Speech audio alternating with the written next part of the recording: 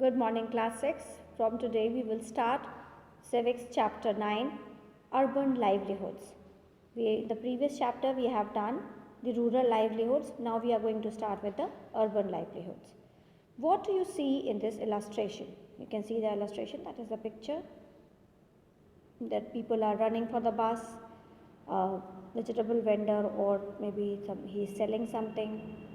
Then you can see that like big malls or some is there, lots of cars are there, many people are rushing to different places. Then there is a vendor who is selling few things, children are going to school, lot of things are there. That means too much of chaos is there. You have already read about the work that people do in rural areas. Now compare the work that people in this illustration are doing with the work that people do in rural areas. Some parts of the city are different from others. What difference do you notice in this illustration? So you can see that in many people are running for the bus. Then you can see that there are children who are going to the school in one of the illustration. Then cars, and there most of the places you cannot see a car, but in one scene you can see that there are 3 cars who are move on the road. So different areas have different here more people can be seen, and there are buildings and cars, and cars can be seen. So this is the difference. There are more than 5,000 towns and 27 big cities in India. Big cities like Chennai, Mumbai, Delhi, Kolkata, etc. have more than 1 million people living and working here.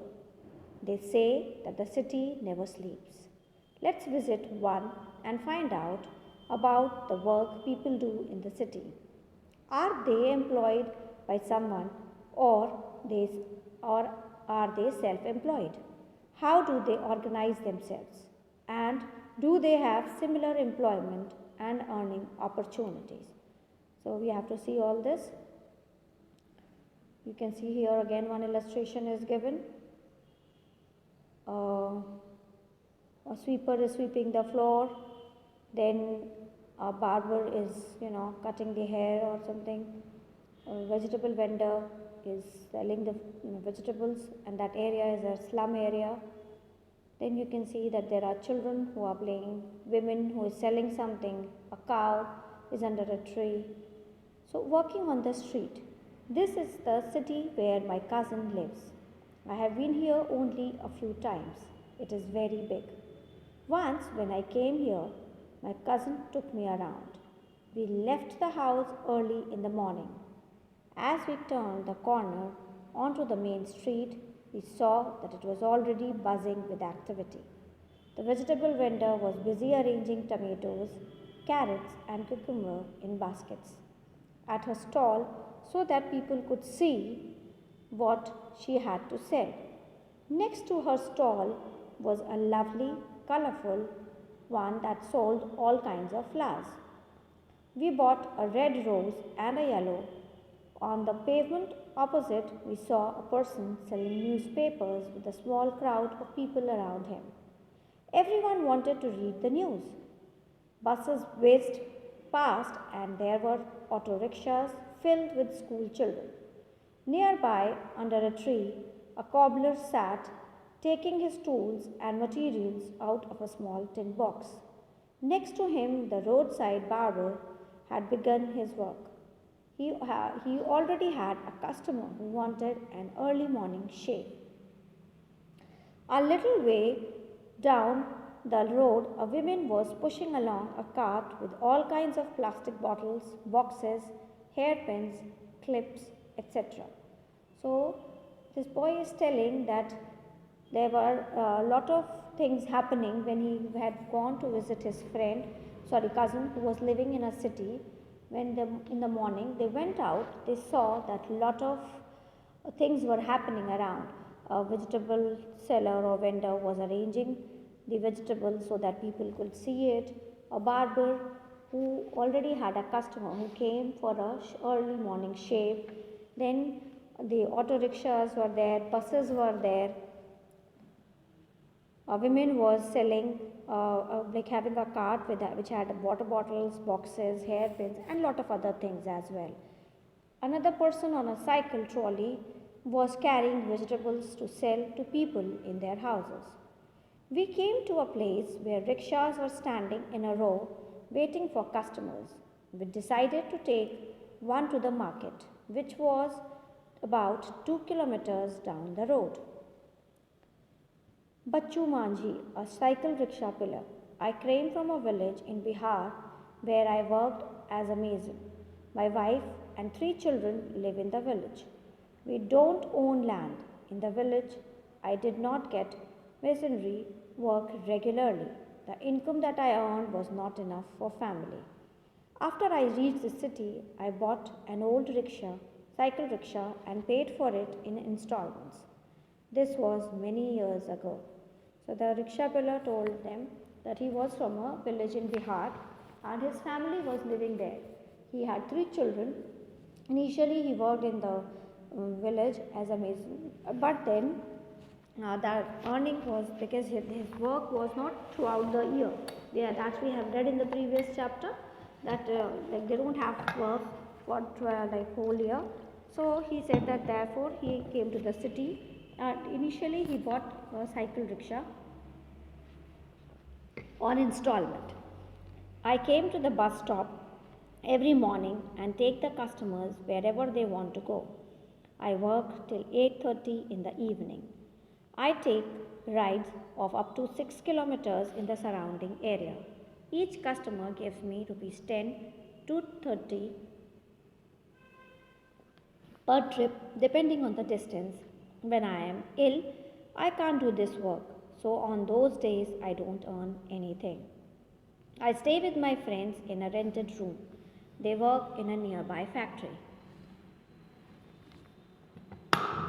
I earn between rupees 200 to 300 every day, out of which I spend rupees 100 to 150 on food and rent. The rest I save for my family.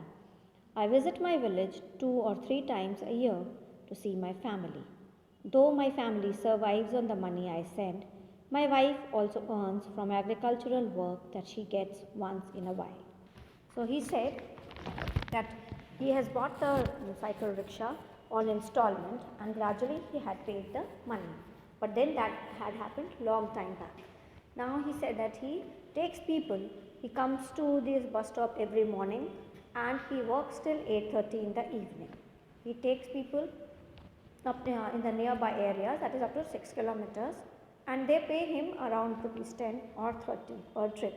That depends on the distance, how much he is taking them, how far, right?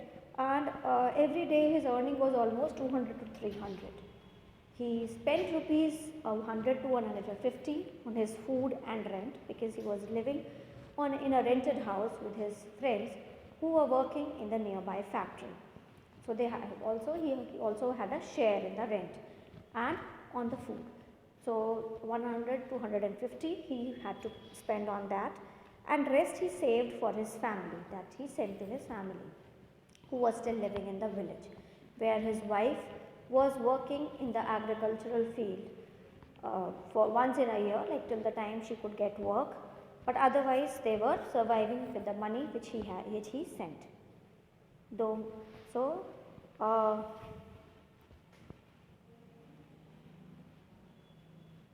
why did Bachchu Manjhi come to the city?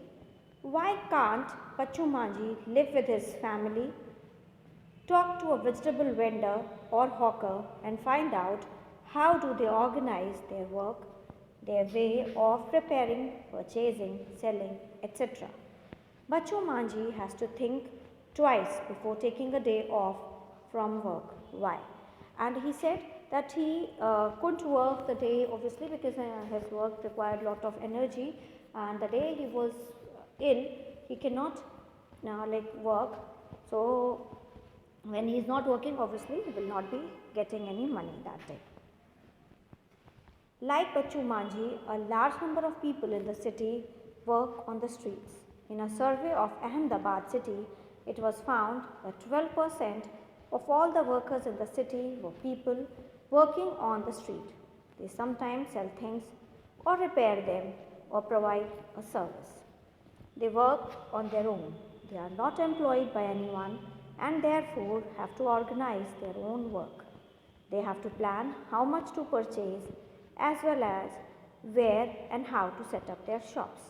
Their shops are usually temporary structures. Sometimes just some boards or papers spread over discarded boxes or maybe a canvas sheet hung up on a few poles. They may also use their own carts or simply a plastic sheet spread on the pavement. They can be asked to dismantle their shop at any time by the police. They have no security. There are certain parts of the city where these hawkers are not allowed to enter. So there are places, like you must have seen, that people sell their things, organize few things and start selling it on the pavements when you go for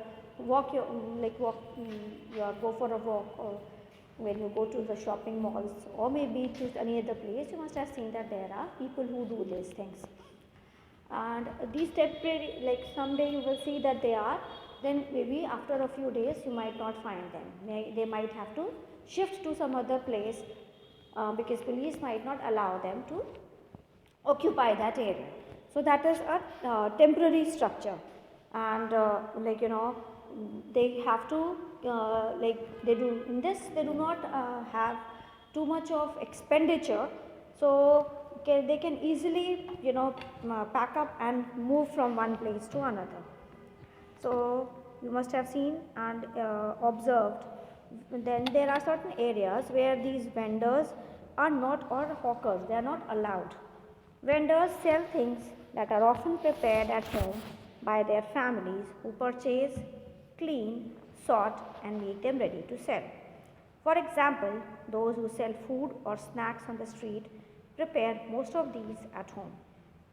Most of you must have eaten the momos or the burgers and all, chow mein at the nooks and corners of the city, and these things are prepared at home, and then at certain time, maybe late in the afternoon, they come and organize that shop and start selling. So most of the things they prepare themselves, or they are just prepared by their family members at home, and then they come and sell it off. So that is all for today, class. Please read the chapter. We will finish the chapter in the next class. Thank you. Take care of yourselves. Be safe at home.